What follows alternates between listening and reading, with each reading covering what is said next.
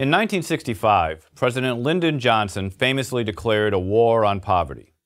Half a century later, the poverty rate, the percentage of people the government declares to be living in poverty, has barely changed. Why? Are we not spending enough money? The federal government funds 126 separate anti-poverty programs. 72 of these provide benefits either directly or indirectly to individuals. The cost? $680 billion in 2013. Add in state and local government spending on poverty programs, another $280 billion, and the total comes to nearly $1 trillion. That's for 1 year. If just spending money was the solution, our poverty problem should be solved. But clearly it's not. We need a better answer. And that answer, upon a few moments of reflection, should be obvious. Work. Only 2.5% of Americans working full-time are, by government standards, considered poor. Given, then, that work is the road out of poverty, shouldn't we be doing everything we can to encourage people to get on that road? Of course we should. Unfortunately, however, we are doing just the opposite. Our welfare benefits are frequently so generous that they discourage people from working. We have created, perhaps with the best of intentions, what economists call a perverse incentive, in this case, against work.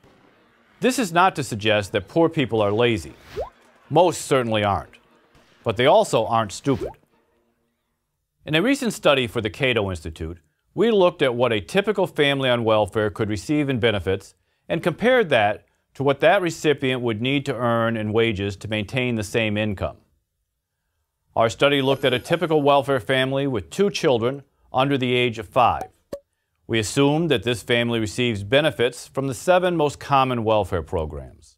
Temporary Assistance for Needy Families, TANF, a straight cash program, Medicaid, food stamps, Women, Infants, and Children Nutrition Program, or WIC, public housing vouchers, utilities assistance, and the Commodity Supplemental Food Program, or CSFP, which provides staples such as cheese, milk, canned vegetables, and other basic dietary items.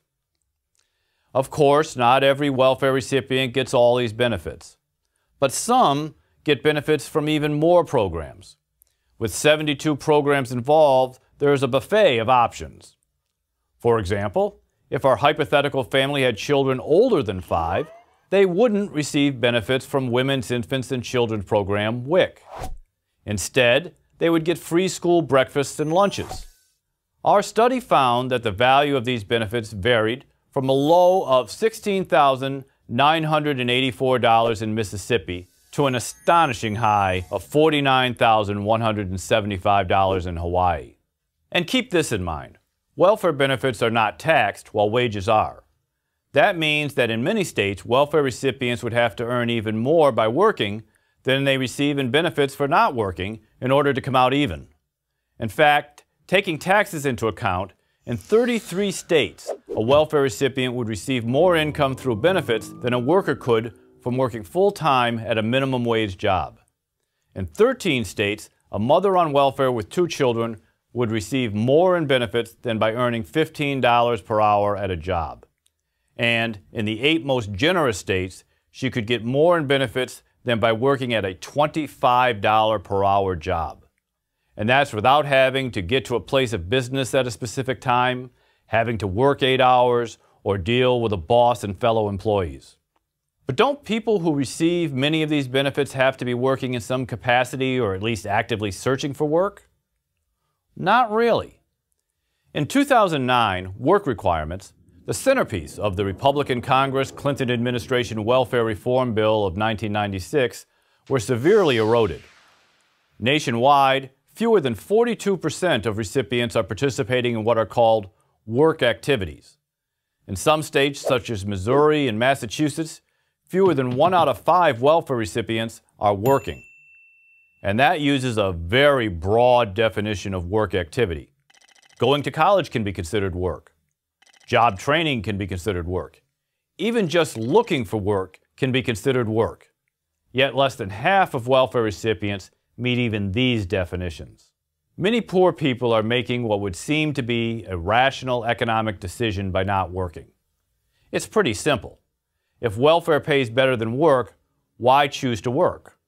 But in the long run, that tempting choice is a bad one, because it will end up keeping those in the welfare system trapped in poverty.